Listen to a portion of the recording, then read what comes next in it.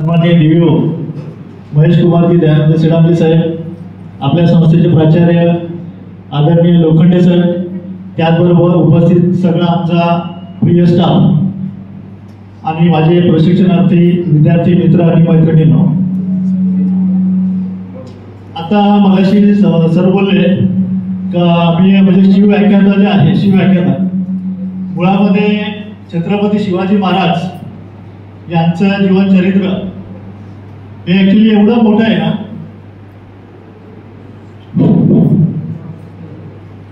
हे एवढं मोठं आहे की त्याचा अभ्यास आपण संपूर्ण आपल्या जीवनभर जरी केला तरी पण कमी पडेल असं मला वाटतंय.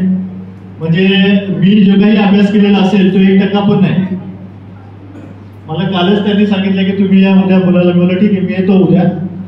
परंतु छत्रपती शिवाजी महाराज आपण बोलतो की संपूर्ण महाराष्ट्राचे दैवत, हिंदवी स्वराज्याचे संस्थापक, केवळ एवढंच नव्हे तर याच्यापेक्षा अतिप्रचंड असा आवाका. मला असं वाटतं की ते स्वतः दैवी पुरुष होते आणि म्हणून त्यांच्यानंतर त्यांच्यासारखा आजपर्यंत कोणी झालं नाही. त्यांच्या चरित्राचा अभ्यास करत असताना तुम्हाला आणि आम्हाला बऱ्याच गोष्टींचा विचार करायला लागेल. म्हणजे ते गेल्याच्या नंतर आज सुद्धा त्या नावामध्ये एवढी ऊर्जा आहे, त्या नावामध्ये एवढी ताकद आहे की आजही त्यांचं नाव ऐकल्याच्या बरोबर आपल्या सर्वांच्या अंगामध्ये नवचैतन्य येते का नाही. आपला जो सेशन आहे हा आता असा नसेल की मी काहीतरी तुम्हाला सांगत राहील आणि तुम्ही ऐकत राहतील. मला असं एक अपेक्षित आहे की 5 मिनिटं 10 मिनिटं आपण असं करूया की मी तुम्हाला काही प्रश्न विचारेल आणि तुम्ही फ्रँकली एकदम मस्त उत्तरं द्यायचे. माझा असा पहिला प्रश्न आहे की छत्रपती शिवाजी महाराजांच्या वडिलांचं नाव काय? Very good. त्यांच्या मातोश्रीचं नाव? जिजाऊ. त्यांच्या भावाचं नाव? नाही, संभाजीराजे पुत्रांचं नाव. छत्रपती शिवाजी महाराजांचे जे भाऊ होते त्यांचं नाव काय? बरोबर. छत्रपती शिवाजी महाराजांना मोठे पण भाऊ होते, संभाजी महाराज होते जे युद्धामध्ये पूर्वी मारले गेलेले होते, त्यांच्याच नावाने त्यांच्या मुलाचं नाव ठेवलं होतं. आणि त्याचबरोबर त्यांचे सावत्र भाऊ पण होते, व्यंकोजीराजे भोसले, बरोबर.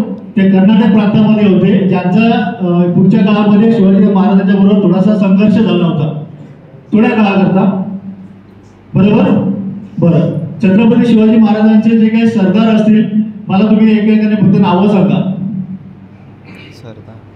त्यांच्या सरदारांची नावं आपल्याला पाहिजेत, फक्त बाकी काहीच नाही.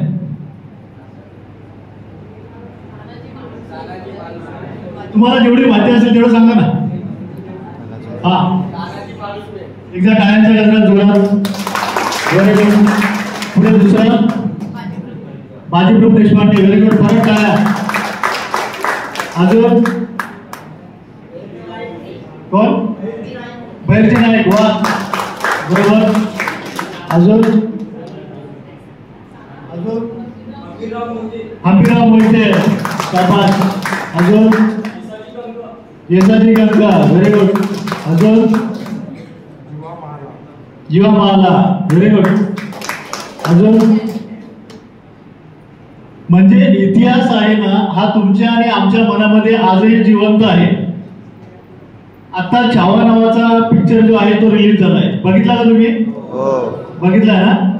बरं, बघितला. हो, तो लागला ना तो पिक्चर.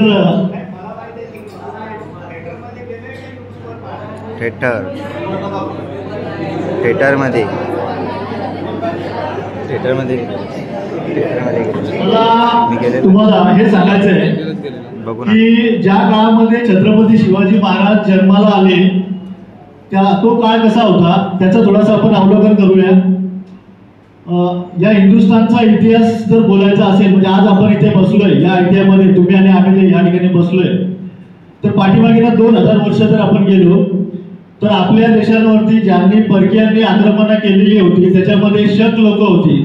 म्हणजे आपण शकेल ना, शक लोक होती, हुन लोक होती, बहामनी सुलतान येऊन गेले, पोर्तुगीज येऊन गेले, डच येऊन गेले, इंग्रज येऊन गेले, मोगल येऊन गेलेले आहेत आणि बरेचसे जे आहेत ना ते आले गेले. म्हणजे चंगेज खानासारखा व्यक्ती ज्याच्यामध्ये संपूर्ण अर्ध जग ज्याच्या अंडर काम करत होतं तो पण येऊन गेला.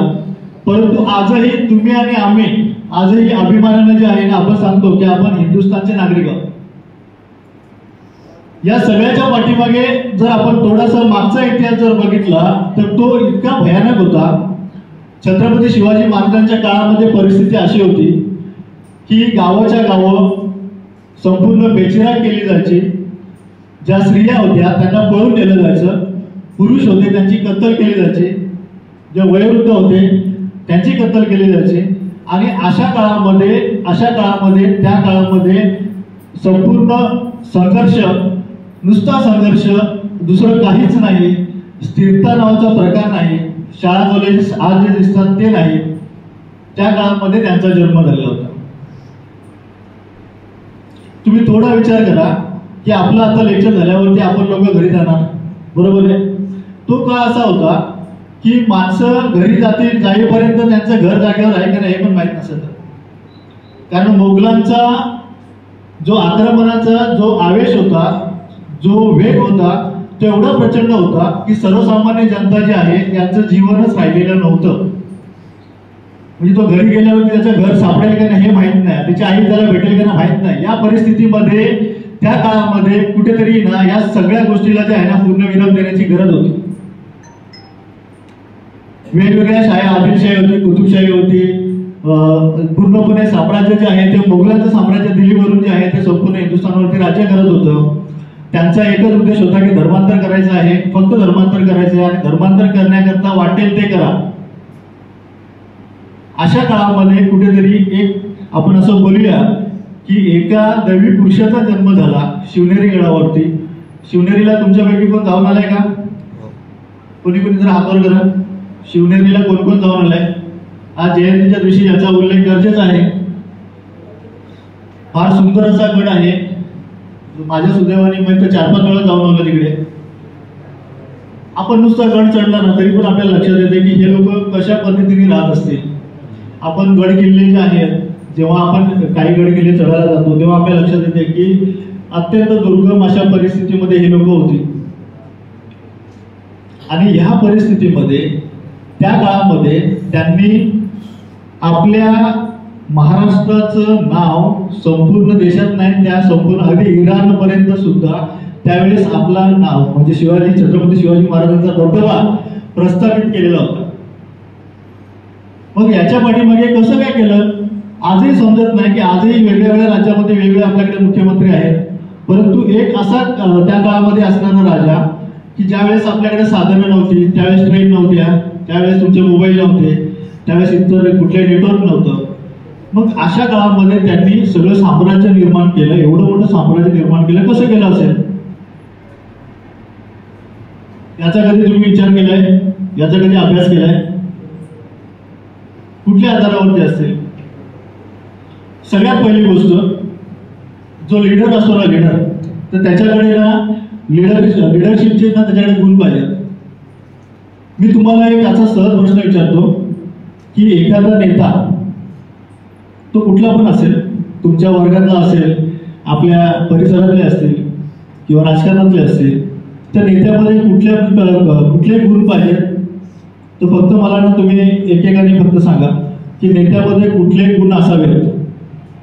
फक्त हातवर करून सांगा, जागेवर सांगा. नेता कसा असावा?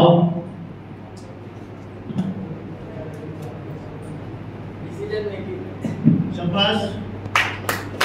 पहिला मुद्दा डिसिजन मेकिंग, निर्णय क्षमता. काय निर्णय क्षमता? त्या काळामध्ये ज्या वेळेस युद्ध होत होते तर त्या युद्धाच्या काळामध्ये नेमकी कुठल्या वेळेला युद्ध करायचं, कुठल्या वेळेला अटॅक करायचा याचा निर्णय घेण्याची अचूक क्षमता जी होती ना ती महाराजांकडे होती. त्याचे अनेक उदाहरणं आहेत, पण त्याच्यातला हा जो मुद्दा यांनी सांगितला तो सर्वात बेस्ट होता. बरोबर. अजून पुढे बोला. सर्वांनी बोला, काय हरकत नाही, बोलायला काय हरकत नाही. तुमचा चुकला तरी प्रॉब्लेम नाही, कारण नेता आहे तर त्याच्याकडे गुण असणारच ना, त्याच्याशिवाय थोडा नेता आला.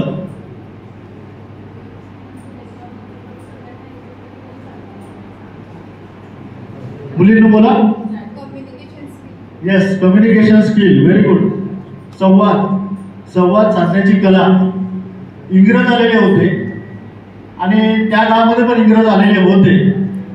छत्रपती शिवाजी महाराज जे आहेत ना, हे एवढे दूरदृष्टी होती की जेव्हा आपल्याला बँका माहीत नव्हत्या त्या काळामध्ये इंग्लंडमध्ये ऑलरेडी बँका होत्या. आपल्याला पुस्तक जे आहे ना, ही छपाईची यंत्रणा माहीत नव्हती, पण पुस्तक जे आहे त्या काळामध्ये तिकडे छपाई होत होती. त्यावेळेस ते खिळ्यांचा वापर करायचे. महाराज एवढे पुढचा विचार करणारे होते की त्यांनी रायगडावरती जी आहे ना, ती एक टांगसाळ जी आहे ती मागवल्याचा उल्लेख पण आहे. पण त्यावेळेस संवाद जर साधायचा असेल तर त्याची भाषा इंग्लिश आणि आपली मराठी. पण तरी सुद्धा संवाद जो आहे तो अचूकरित्या होत होता. अचूकरित्या इंग्रजांना, डच, पोर्तुगीजांना सुद्धा कळायचं की महाराजांचं नेमकी मनात त्यांचं म्हणणं काय आहे. म्हणजे कम्युनिकेशन जे आहे तो संवाद सगळ्या स्तरावरती होत होता. तर अतिशय चांगला गुण आहे नेत्याचा, म्हणजे कम्युनिकेशन स्किल. Very good. पुढे सांगा. बोला बिंदास, काय नाही इथे आपण काय फक्त डिस्कसला आलो ना. बोला काय असेल अजून, कुठला गुण असेल महाराजांकडे, कुठला गुण असेल की महाराज त्याच्यामुळे जगामध्ये सर्वश्रेष्ठ आजही मानले जातात. आजही वेगळ्या प्रकाराने विचार करणे. सहनशीलता. एखाद्या नेत्याकडे सहनशीलता असणे फार गरजेचं आहे. त्याची अनेक उदाहरणं महाराजांच्या जीवनामध्ये येऊन गेलेत. अनेक उदाहरणं म्हणजे महाराजांचा जन्म झाल्याच्या नंतर महाराजांना त्यांच्या मातोश्रींनी वाढवलं, म्हणजे जिजाऊ मातांनी वाढवलेलं आहे त्यांना. आणि महाराजांची त्यांच्या वडिलांच्या बरोबर असणारी भेट आहे ना, ही ऍक्च्युली 20 वर्षांनी झाली पुढच्या काळामध्ये. त्या काळामध्ये अनेक संघर्ष झाले. अगदी वयाच्या 14-15 वर्षी पण त्यांनी पहिला किल्ला घेतला. अनेक किल्ले सपाटाने घेत गेले.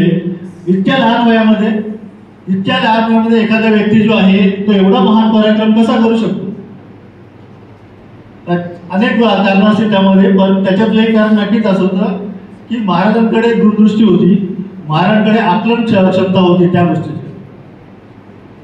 अजून सांगा उदाहरण, अजून सांगा जरा. एका नेत्यामध्ये कुठले गुण असायला पाहिजे.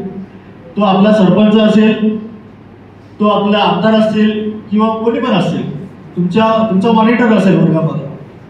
अजून सांगा. हा, लिडरशिपचे स्किल कुठले पाहिजे. नेतृत्व गुण. हा काय problem solving method. Very good. Problem solving method हा जो प्रकार आहे ना, मला आवडला. याचा जोरात टाळ्या वाजवा आता. तुम्हाला माहिती आहे का, प्रॉब्लेम सॉल्विंग जे आहे ना, हा प्रकार फक्त आपण आज बोलतोय, पण हा त्या काळामध्ये ना खूप कॉम्प्लेक्स होता. की महाराजांचे सैन्य आहेत, एकाच वेळेस आहेत 40 लोक. एक किल्ला आपल्याला घ्यायचा आहे. कोटाची फर्जत नावाचा बोलतोय की मी जाऊन तो किल्ला घेऊन येतो. किल्ल्यावरती 5000 लोक आहेत. तुमची मेंटॅलिटी विचार करा तुम्ही. समोरचे माणसं तुम्हाला आता जर जिने चढून वरती आल्यावरती दम लागतो. तुम्हाला किल्ला चढून जायचा आहे. ज्या काळामध्ये पाण्याच्या बॉटल बरोबर नव्हत्या, त्या काळामध्ये जेवणाचे डबे बरोबर नव्हते. वरती गेल्यावरती तुम्हाला लढाई करायची आहे. तुमच्या हातात तलवारी, त्याच्या हातात तलवारी आहे. तुम्हाला लढाई करायची आहे, तुम्हाला जिंकायचं आहे. मग त्यावेळेस त्याला जे आहे ना, या प्रत्येक गोष्टी ज्या आहे ना, कशा पद्धतीने करायला पाहिजे याचं प्लॅनिंग पाहिजे ना. ते प्लॅनिंग महाराजांकडे होतं. आणि म्हणून 40 लोकांनी जाऊन जेव्हा तो किल्ला घेतला तिथे, त्याचं त्यावेळेस त्यांनी कशा पद्धतीने त्याला सॉल्व्ह केला असेल तो प्रॉब्लेम. त्यांनी ते नगारे घेऊन गेले होते. ते त्यावेळेस त्यांनी एक आवई उठवली होती की समोर महाराजांचं सैन्य जे आहे ते किल्ल्यावरती येते पुढच्या दरवाजाने, आणि या लोकांनी जे आहे ते गणगोळ लढाई केली आणि युद्ध जिंकलं. इतिहास जर वाचला तर असं लक्षात येते की आयुष्य जगत असताना आपल्याला बऱ्याचशा वेळा असं वाटतं हा प्रॉब्लेम फार मोठा, याच्याशिवाय काय नाही, हे जर नाही झालं तर मी मरून जाईल, हे होईल ते होईल. आता जे आपले प्रॉब्लेम हे वेगळे असतात. परंतु त्यांचं जीवनचरित्र वाचलं तेव्हा लक्षात येते की असं नाहीये. खूप खतरनाक प्रॉब्लेम होते ना. आजच्या कंडिशनला तुम्हाला एखादा प्रॉब्लेम जेव्हा समोर येतो तेव्हा तुम्हाला वाटतं की समजा अरे आता कसं करायचं, माझे वडील कसे करतील, माझी आई कसे करतील, काय होईल आता, माझं काय होईल. पण तो काळ असा होता की प्रॉब्लेम म्हणजे डायरेक्ट असा होता की हत्या. समोरच्या माणसाला डायरेक्ट कापूनच टाकायचे, संपला विषय, प्रॉब्लेमच नाही. त्याच्यातून त्याला सर्वाइव्ह व्हायचं आहे, त्याच्यातून त्याला जे आहे जिंकायचं आहे. त्या काळामध्ये कशा पद्धतीने त्यांनी ते सॉल्व्ह केलं असेल.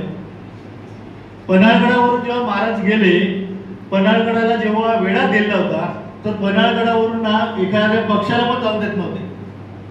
इतका खतरनाक वेढा होता सिद्धी-जोहरचा. त्या वेळाच्या वेळेस जीवा महाराज जो आहे, जो प्रति शिवाजी सारखा दिसत होता, जो नावी समाजाचा होता, महाराजांच्या संपूर्ण फौजेमध्ये कधीच असं नव्हतं की केवळ मराठा होते. मराठा जे आहेत, मराठा हा शब्द जो होता हा लागू झालेला होता. जो महाराष्ट्रातला आहे, जो मराठी आहे, तो मराठा. मग त्यावेळेस जीवा महाराज जो आहे तो महाराज म्हणून गेला. ज्या जीवा महाराजला हे माहिती होतं कमी गेल्याच्या नंतर माझी 100% हत्याच होणार आहे, मला कापूनच टाकणार आहे, तरी तो गेला. आणि महाराजांनी त्याच वेळेस जो आहे त्या वेड्यामधून त्याने जे ते बाहेर पडले, तो अचूक टार्गेट त्यांनी साधला. एखादा प्रॉब्लेम आल्याच्या नंतर, मोठा प्रॉब्लेम आल्याच्या नंतर त्याला सोडवायचा कसा. जेव्हा 1,00,000-2 लाखाची फौज घेऊन शाहिस्ते खान जो आहे तो पुण्यामध्ये आला, साधी गोष्ट नाहीये. जेव्हा फौजा जेव्हा येतात तेव्हा 1-1 लाख, मोगलांकडे 5 माणसं होती, ती मरण्यासाठी जन्माला टाकलेली होती त्यांनी. मग ती महाराष्ट्रामध्ये घुसायची, गावाच्या गावा बेचिराग करायची, गावाच्या गावा जे आहे ते नेस्तनाबूत करायची, स्त्रियांना पळून येत होते, त्यांच्या बायका बनवत होते. या कंडिशन मध्ये त्यावेळेस जेव्हा महाराष्ट्र जो आहे तो फक्त लढत होता याच्यासाठी का स्वराज्य, आमचं राज्य पाहिजे आम्हाला. मग त्यावेळेस त्यांनी शाहिस्ते खान जेव्हा 2 लाखाची फौज जेव्हा घेऊन आलेला होता, इतका मोठा प्रॉब्लेम होता की त्याचा वेळा, त्याची माणसं, त्याचे अंगरक्षक, झेडप्लस जसे आपण बोलतो आता तशी सुरक्षा, त्याची व्यवस्था होती. याला मारायचं कसं. कारण याची माणसं 1000-2000 बाहेर पडायची आणि एखादं गाव इथे पेटून यायची, सगळ्या गावाच्या लोकांना मारून टाकायची. याला रोखायचं कसं. कारण याच्यापर्यंत पोहोचायला चान्स नाही. त्यावेळेस बॉम्बचा शोध लागलेला नव्हता. त्याला मारायचं कसं. त्याला मारण्याचा त्यांनी जो अचूक प्लॅनिंग केला, त्याच्या लाल महालामध्ये घुसून तो त्यावेळेस वाचलाय. परंतु त्याला लाल महालामध्ये घुसून त्यांनी त्याच्यावरती वार केले, त्याची बोटं छाटली. त्याच्यानंतर तो एवढा घाबरला, पूर्ण जिंदगीभर तो परत आलेला नाही. टायमिंग अचूक होता. बरोबर. पुढे सांगा अजून. चांगले मुद्दे मांडले तुम्ही, मला आवडलं अजून. बोला अजून. न्याय व्यवस्था अगदी बरोबर. छत्रपती शिवाजी महाराजांना न्यायी शासक म्हणून मानलं जातं. अजिबात कुठल्याही बाबतीमध्ये त्यांनी कधीच न्यायाच्या बरोबर तडजोड केलेली नाही. जेव्हा कर्नाटकच्या मोहिमेवरती ते गेले तेव्हा बँगलोरच्या जवळ त्यांचे स्वतःचे सावत्र भाऊ जे आहेत ते युद्धासाठी जेव्हा आले, वेंकुजीराजे भोसले, तेव्हा त्यांनी त्यांना पराजित केलंय. आणि तेव्हा त्यांनी त्यांना जे आहे त्यांना खडसावून सांगितलेलं तेव्हा सुद्धा की हे हिंदवी स्वराज्य हे माझं नाही, हे सर्वांचं आहे आणि तुला आम्हाला मदत करावीच लागेल, मग तो कोणी पण असेल. म्हणून गावच्या पाटलाला हात आणि पाय कलम करून टाकणारा महाराज संपूर्ण न्याय जे आहेत ना, संपूर्ण न्याय जो आहे तो कशा पद्धतीने दिला पाहिजे याचे बाळकडून लहानपणापासून त्यांच्या मातोश्रीपासून जे आहे त्यांनी शिकलेले होते. दादोजी कोंडदेव सारखे गुरु त्यांच्याकडे होते. समर्थ रामदास स्वामी सारखे आध्यात्मिक गुरु जे आहेत त्यांचे मार्गदर्शक होते. कारण कुठलाही राजा याच्याकडे जर चरित्र नसेल, त्याच्याकडे जर त्या चारित्र्य नसेल तर तो राजा जो आहे त्याला पब्लिक मानत नाही. व्यवस्था काय फार काही बदललेली नाहीये. त्या काळामध्ये हुकुमशाही जी आहे, त्याच्या पुढच्या काळामध्ये राजशाही असतील, वेगळ्या शाही असतील आणि आज आपण लोकशाहीमध्ये आहोत. पण लोकशाहीमध्ये असणारा राजा आपला जो आहे तो 5 वर्षासाठी आपण निवडतोय. पण तोच राजा जो आहे चांगलं काम करत असेल तर आपण त्याच्याबरोबर राहतो. पण तो न्यायी असला पाहिजे. आजही तुमच्या आणि माझी सगळ्यांची भूमिका आहे. तर आपण असा विचार करतो की आपल्याला ज्याला मत द्यायचं आहे तो जो आहे तो चारित्र्यवान पाहिजे, तो चांगला पाहिजे. पुढचा आपण सांगा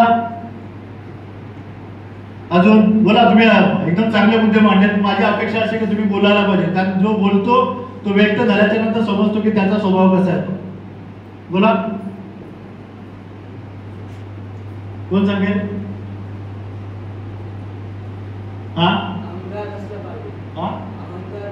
अहंकार दिसला पाहिजे, नसला पाहिजे. छत्रपती शिवाजी महाराजांचं संपूर्ण जीवनचरित्र जर आपण वाचलं तर असं लक्षात येते की महाराज जे आहेत ना ते जेव्हा युद्धाच्या मोहिमेवरती जात होते ना तेव्हा त्यांच्याबरोबर स्पेशल कुक होते, असं होतं असं काय नव्हतं. महाराजांचा इतिहास वाचल्यानंतर असं लक्षात येते की महाराज त्यांच्या मावळ्यांच्या घरी जेवायला जायचे. मावळ्यांच्या घरी जेवायला जायचे. एखाद्या माणसाच्या बरोबर जर त्याला अटॅचमेंट करून ठेवायची असेल आयुष्यभर तर कशा पद्धतीने त्याने रिलेशन जे आहे ते मेंटेन केले पाहिजे त्याचं उत्तम आणि आदर्श उदाहरण जे आहे ते महाराजांच्या आयुष्यामध्ये होतं. त्या व्यक्तीला समर्थ रामदास स्वामींनी एकच चांगला अतिशय चांगला शब्द वापरलाय. त्या संपूर्ण शब्दावरती एक पुस्तक लिहिलेलं आहे, त्या शब्दावरती पूर्ण अभ्यास होऊ शकतो. तो होता श्रीमंत योगी. महाराजांकडे काय नव्हतं, सगळ्या गोष्टी होत्या. सगळ्या गोष्टी नंतरच्या काळामध्ये ज्या आहेत त्यांनी मिळवलेल्या होत्या, पण त्या सगळ्या जनतेच्या होत्या. ते राज्य जे आहे हे त्यांना माहिती होतं काही जनतेचं आहे आणि म्हणून तो माणूस जो आहे ना तो योगीच होता. महाराजांच्या त्यांच्या ज्या काही आयुष्यामध्ये जर आपण अभ्यास केला तर असं लक्षात आलं की हे कधीच स्वस्त बसलेले नव्हते. सतत लढाया. एक असा फक्त 4 वर्षाचा कालावधी जो आहे ना त्या कालावधीमध्ये मग त्यांनी एक विशिष्ट प्रकारे व्यवस्था निर्माण केलेली होती. त्या व्यवस्थेमध्ये ऍग्रिकल्चर मध्ये त्यांनी काम केलं. त्यांनी अष्टप्रधान मंडळ जे आहे त्यांनी निर्माण केले. आजही तुमचे जेवढे मंत्री आहेत, आजही जेवढे आपल्याकडे जेवढे मंत्रिमंडळ आहेत याच्या पाठीमागचा असणारा बेस जो आहे ना तो फक्त एक आहे, छत्रपती शिवाजी महाराजांनी बनवलेलं अष्टप्रधान मंडळ. माहिती नसेल तर एकदा परत जाऊन वाचा. आजही व्यवस्था तीच आहे. त्या काळामध्ये रेव्हेन्यू कलेक्शनचं मॉडेल जे होतं, आज आपण तलाठी जे बोलतो, तलाठी सदा आणि याच्यामध्ये आपण जे तहसील बोलतो, या सगळ्या व्यवस्था महाराजांनी निर्माण केलेल्या होत्या. महाराजांकडे असे चांगले माणसं होते. आपण त्या आपल्याला अभिमान असला पाहिजे या गोष्टीचा की त्यांच्याकडे पहिले बालाजी विश्वनाथ त्यांचे जे चिटणीस होते तर एकदा ना त्यांच्याकडे ना एक किरकोळ 1 रुपयाचा हिशोब त्यांना लागत नव्हता. तर रात्री 12 वाजता सदरेवरून महाराज गेले. ते बोलले की काय करतात, ते बोलले नाही साहेब ते संपूर्ण राज्याचा महसूल माझ्याकडे येतोय पण मला नाही हिशोब लागत नाहीये त्याच्यासाठी मी बसलोय. दुसऱ्या दिवशी सकाळी महाराज जेव्हा 6-7 वाजता तिकडे गेले तेव्हा तिथेच बसलेले होते. त्याने काय झालं ना महाराज ते हिशोब नाही लागलेलं मला. अशी व्यक्ती जो संपूर्ण राज्याचा महसूल जमा करते, 1 रुपयाचा सुद्धा ज्या माणसाला जो आहे त्याच्यामध्ये कुठल्याही प्रकारचा प्रॉब्लेम आवडत नव्हता, अशी माणसं जर महाराजांच्या बरोबर असतील तर महाराज जे आहेत ते संपूर्ण जगामध्ये विख्यात का झाले नसतील. समजते मी काय सांगतो. त्याच्यामुळे सगळ्यात मोठी गोष्ट जर महाराजांकडे कुठली होती तर ती एक होती की माणसं ओळखण्याची कला. कुठला माणूस काय लायकीचा आहे, कुठला माणूस काय कॅलिबरचा आहे, त्याला कशा पद्धतीने ट्रीट करायला पाहिजे, त्याच्याकडून कुठलं काम करून घ्यायला पाहिजे. संभाजी गावजी नावाचा एक व्यक्ती त्यांच्याकडे त्यांनी बघितला. ते रायगडावरती उभे होते. खूप मोठी एक तोफ होती, म्हणजे जवळजवळ 1000-1500 किलो वजनाची तोफ असेल. ती तोफ वरती चढवायला चालू केली होती रायगडावरती. ती तोफ आहे ती कलंडली आणि सगळी लोक त्याला हात लावत होती. तो उचलला, ती काय तो हालत नाही. तिथे एक पैलवान बसला होता. तो बोलला सरकार आहे तुम्हाला काय ते, बोलतो मला माहिती सगळं. त्यांनी ते दोघेला हात लावला आणि तो सरळ केली. महाराजांनी वरून बघितलं आणि सांगितलं की तो या पोराला बोला. त्याला आल्याला सांगितलं की माझे जे 25 अंगरक्षक आहेत त्याच्यामध्ये तू आजपासून सांगेल. आता एकदम मजबूत माणूस, एकदम ताकदवार माणूस, त्याला कशासाठी ठेवलाय महाराजांनी? ठेवलाय आपल्या बरोबर ठेवलाय. त्याचा वापर करायचा होता. कुठे करायचा होता? अफजल खानाने जेव्हा आपल्या महाराष्ट्रामध्ये फौजा घेऊन घुसला, गावाच्या गावावर मंदिरं लुटले, अक्षरशः म्हणजे त्याला हे दाखवायचं होतं की तुमचे देव काय दगडाचे देव, त्याच्यात काय देव आहे. तो चॅलेंज घेत होता. आलं लक्षामध्ये? त्याला हे कल्पनाच नव्हती का इथला जो माणूस आहे त्याचा देव त्याच्या मनात पण आहे. मग आपल्या मनामध्ये जर आपला देव असेल तर तुम्ही मूर्ती खंडित करून थोडा देव जाणार आहे. जेव्हा अफजल खान जो आहे प्रचंड ताकदीचा, अखंड पहार जे आहे तो हाताने वाकवायचा, अति प्रचंड ताकद, त्यांनी त्याचा वापर, संभाजी गावजीचा वापर कुठे केला? जेव्हा त्यांनी त्याचा पुतळा बाहेर काढला, जेव्हा आतड्या त्याच्या बाहेर काढल्या, संभाजी गावजीला सांगितलं होतं की संभाजी गावजी त्यावेळेस जसे हे भोया जे आहेत त्यांची पाय छाटायचे. भोये म्हणजे कोण?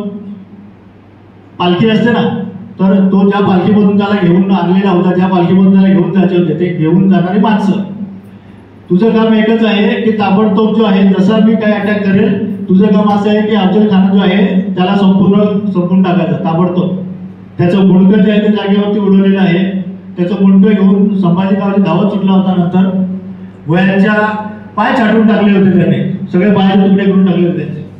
आणि महाराजांच्या एका आदेशावरती, तोफेच्या आदेशावरती जंगलामध्ये लपलेलं सैन्य जे होतं त्यांनी इतक्या जबरदस्त अटॅक केला की अफजल खानाच्या जवळजवळ 80% सैन्य त्याच ठिकाणी संपून टाकलं त्यांनी.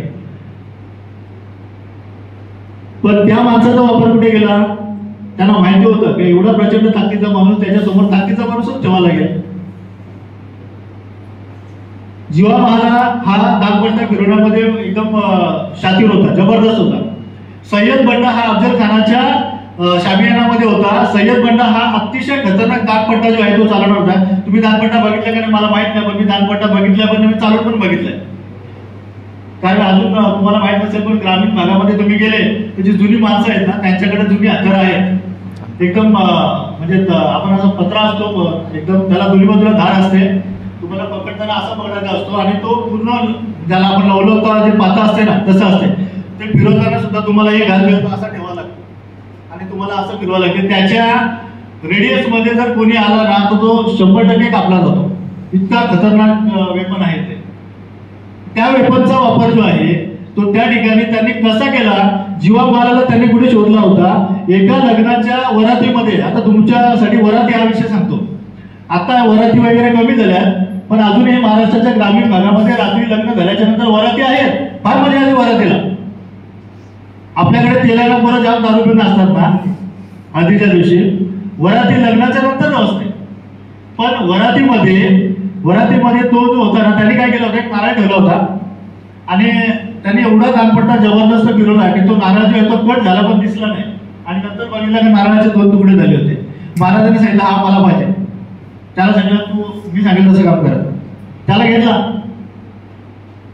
त्याला एकच सांगितलं, आतमध्ये मी घुसल्याच्या नंतर तू माझ्याकडे बघायचं नाही, तू त्याच्याकडे बघायचं नाही, तुला एकच बघायचं आहे, फक्त बोल सय्यद बंडा. तुझं टार्गेट आहे का सय्यद बंडा? सय्यद बंडावरती लक्ष ठेव. आतमध्ये घुसल्यावरती सय्यद बंडाने जसा ताबडतोब जे आहे अटॅक केला महाराजांवरती, यांनी वरच्यावर सय्यद बंडाचा हात हवेमध्ये उडवलेला आहे. त्यावेळेस जो आहे तो ताबडतोब त्याची त्याला त्याने मारून टाकलेला आहे.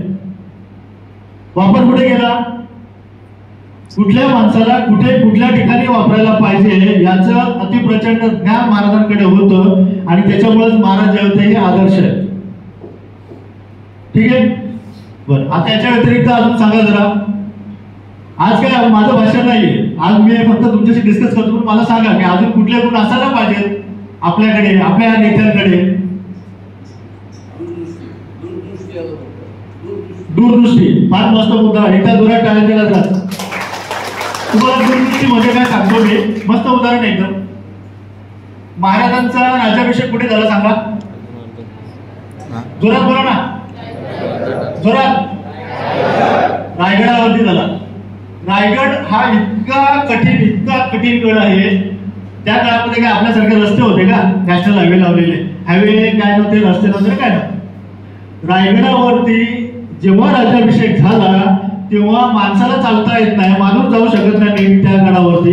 तिथे वरती हत्तीवरती मिरवणूक काढली होती. हत्ती कुठून गेला? रायगडावरती हत्ती कसा गेला? नीट घोडे जाऊ शकत नाही, तिकडे हत्ती कसा नेला? माहिती तुम्हाला कसा नेला? माहितीये का? हत्तीचा एकदम लहान पिल्लू होता. महाराजांनी हत्तीचं लहान पिल्लू अनेक वर्षापूर्वी नेऊन ठेवलं होतं. ते कोणालाच माहित नव्हतं का हत्तीचा पिल्लू कशासाठी नेल्यावरती. तो हत्ती मोठा झाला आणि जेव्हा राज्याभिषेक झालेला होता तेव्हा महाराजांची मिरवणूक हत्तीवरती निघालेली आहे. तो हत्ती त्यांनी लहानपणी आणलेला होता. महाराजांना माहिती होतं की पुढच्या काळामध्ये मला रायगडावरती राज्याभिषेक करायचा आहे. त्यांना एकट्यालाच माहिती होतं. त्याला सांगतात दूरदृष्टी. आजही आपल्या भारतीय नेव्हीचा, जगामध्ये आपली जी नेव्ही आहे ना ही जगातली अतिशय जबरदस्त आणि खतरनाक नेव्ही मानली जाते. आपल्या आताचे जे युद्ध आहे त्यांचा जर अभ्यास केला तर तुम्हाला समजेल की भारतीय जे आहेत ना यांची नेव्ही जी आहे ती किती खतरनाक आहे आता. पण आपल्या भारतीय नेव्हीचा फादर ऑफ इंडियन नेव्ही कोण आहे? छत्रपती शिवाजी महाराज. का? ते एकमेव राजा होते की ज्यांना त्यावेळेस हे समजत होतं की एका बाजूला जे आहेत ना, समजा आपण इकडे जमिनी लढाया करू पण समुद्रावरून जर आपल्याकडे अटॅक करायला जर कोणी आला तर त्यांना कसं संपवायचं. त्यावेळेस त्यांनी म्हणजे सगळ्यात पहिल्यांदा मालवणचा किल्ला जो सिंधुदुर्ग आपण ज्याला बोलतो तो असेल, विजयदुर्ग असेल, हे सगळे जे आहेत ना त्यांनी समुद्रावरती असणारं जे आहे ते साम्राज्य बनवलं होतं. ते साम्राज्य किती खतरनाक होतं त्याची भीती ब्रिटिशांना नव्हे संपूर्ण जगातल्या लोकांना किती जास्त होती. त्यांचे वाङ्मय वाचल्यावरती समजते काय महाराजांनी काय केलेलं होतं. कान्होजी आंग्रे, दर्यावरती कान्होजी आंग्रेंचं नाव आजही घेतलं जातं, पण दर्यावरती कान्होजी आंग्रे जे आहेत हे भंडारा समाजाचे, त्यांनी त्या काळामध्ये एवढी दहशत प्रस्थापित केली होती का कुठल्याही प्रकारचं एकही जहाज त्या काळामध्ये जे आहे ना ते आपल्या सीमेवरती हिंदुस्थानच्या घुसायची हिंमत करत नव्हतं यांच्या परवानगीशिवाय. काय सिस्टम बनवली असेल, किती मोठा विचार असेल, किती मोठ्या पद्धतीने त्यांनी काम केलं असेल. त्याच्यामुळे दूरदृष्टी जी आहे ही ज्या नेत्याकडे असते तो देश जो आहे तो प्रगती करतो. असं म्हटलं जातं की जशी प्रजा असेल तसा त्याला राजा भेटतो. पण दुसरं असं पण आहे की जर राजा चांगला भेटलेला असेल तर प्रजा पण जी आहे ती चांगली राहते. बरोबर. पुढचं उदाहरण सांगा अजून. लीडर मध्ये कुठल्या प्रकारचे गुण पाहिजे, पुढचं सांगा. जास्त वेळ होत असेल तर थांबणार आहे. आता एक शेवटचा गुण सांगा, मग आपण जे आहे ते आजचं जे आहे ते इकडे मी थांबेल. मला एक गुण सांगा अजून. गनिमी कावा या विषयावरती जेव्हा आपण येतो, गनिमी कावा हा त्याचा एक भाग झाला, त्याची व्यूहरचना जी असेल त्याचा एक भाग झाला गनिमी काव्याचा. पण आहे ना तुम्हाला आश्चर्य वाटेल की व्हिएतनाम सारखा देश, कुठला? व्हिएतनाम. छोटासा देश आहे व्हिएतनाम. व्हिएतनाम देशाचं युद्ध जे आहे ते अमेरिकेच्या बरोबर झालं. ते युद्ध इतकं भयानक होतं का व्हिएतनामवरती जवळपास 1 फुटाचा बॉम्बचा लेअर, व्हिएतनामवरती 1 फुटाचा बॉम्बचा लेअर पसरेल एवढे बॉम्ब अमेरिकेने व्हिएतनामवरती टाकलेले आहेत. अमेरिका अतिप्रचंड मोठा, अतिप्रचंड शस्त्रास्त्र अत्याधुनिक आहे. एका बाजूला व्हिएतनामी नागरिक आहे, तो जंगलात राहतोय, तो म्हणजे पूर्ण आपल्यासारखेच. आपण तरी फार प्रगत आहे, व्हिएतनाम तर खूप मागासलेला. बरोबर. त्या लोकांनी अमेरिकेच्या बरोबर त्यांनी युद्ध केलं. विशेष म्हणजे 10 वर्ष युद्ध करून पण अमेरिका हारली. अमेरिकेने मान्य केलं की व्हिएतनामच्या समोर आमची हार झालेली आहे. व्हिएतनामी लोकांनी त्यांच्याबरोबर युद्ध केलं. तेव्हा व्हिएतनामचे पंतप्रधान जे आहेत त्यांना जेव्हा विचारलं की तुम्ही हे कसं काय केलं, तुम्ही अमेरिकेला कसं काय हरवलं, तर तुम्ही मुठभर माणसं आहेत, एका बाजूला बलाढ्य जो आहे तो देश आहे ज्यांनी संपूर्ण जगाला झुकवलेले आहे, तुमच्यामध्ये असं काय. तेव्हा त्यांनी उदाहरण एकच सांगितलं, आमचे आदर्श जे आहेत ते हिंदुस्थानामध्ये असणारे छत्रपती शिवाजी महाराज आहेत. एकदा टाळ्यांच्या गजरामध्ये त्याच्या व्हिएतनामचे पंतप्रधान जेव्हा आपल्या पंतप्रधानाला भेटायला आले तेव्हा त्यांनी त्यांना एकच सांगितलं की मला रायगड कुठे, मला बघायचा रायगड. त्यांनी रायगड आपले पंतप्रधान. मग त्याने रायगडावरती ते येऊन गेले, तिकडची माती घेऊन गेले. तर बोलतात ज्या भूमीमध्ये छत्रपती शिवाजी महाराज जन्माला आले आहेत, ज्यांच्यामुळे आम्ही हे युद्ध जिंकलो, गनिमी कावा हा त्यांच्यामुळे आम्ही शिकलो. गनिमी कावा जो आहे तो आजही जगातल्या सगळ्या वॉर जे झोन आहे त्याच्यामध्ये शिकवला जातो. US आर्मी जी आहे त्याचा स्टडी करते गनिमी काव्याचा. आणि आपल्याला माहिती नाही का ते तुमचं माझं जे आहे खरं म्हणजे दुःख आहे की आपल्याला या गोष्टीच्या बद्दल जास्त माहिती नाही की आपल्या पुस्तकांमध्ये या गोष्टी जास्त प्रमाणामध्ये आणल्याच नाही, आपल्याला त्याची आवडच नाही. पण जर तुम्ही त्याचा अभ्यास केला तेव्हा आपल्याला समजेल की युद्धनीती जी आहे ही कशी असायला पाहिजे, महाराजांनी कशा पद्धतीने केलेली आहे. त्याच्यामुळे असं काय नाही की महाराज होऊन गेले म्हणजे इतिहास संपला, नाही संपलेला इतिहास. इतिहासाच्या बद्दल असं म्हटलं जातं इतिहास नेहमी स्वतःला रिपीट करतो, वेगळ्या रूपामध्ये रिपीट करत असतो. तुम्ही आज सेफ झोन मध्ये आहे, तुम्हाला माहिती आहे का उद्यापासून कुठे युद्ध चालू होणार आहे. तर युद्धाची परिस्थिती निर्माण झाली. आता सध्या कोणाचं युद्ध चालू आहे जगात? रशिया आणि युक्रेन हा देश किती जबरदस्त आणि श्रीमंत देश आहे तुम्हाला कल्पना आहे का? तुम्ही विचारच करू शकत नाही युक्रेन नागरिकच्या बद्दल. युक्रेन जो आहे ना त्याचा दरडोई उत्पन्न आपल्या 10 पट आहे. अतिशय श्रीमंत, प्रत्येक घरामध्ये 4 व्हीलर आहेत, प्रत्येक घरामध्ये 4 व्हीलर होत्या. आजच्या कंडिशनला युक्रेनमध्ये काहीच राहिलेलं नाही. युक्रेन राखेच्या ढिगाऱ्यामध्ये गेलेला देश आहे आता. त्याच्यामुळे इतिहासाचं रिपिटेशन जे आहे ते होणारच आहे, ते होतोच. पण त्यावेळेस तुमच्या आणि माझ्यामध्ये एकच गोष्ट असली पाहिजे की आपले आदर्श कुठले होते, आपले आदर्श जे आहेत त्यांना आपण मानलं पाहिजे आणि त्याच्यावरती आपण वाटचाल केली पाहिजे. एवढं बोलून माझे मी 2 शब्द संपवतोय. जय हिंद, जय महाराष्ट्र.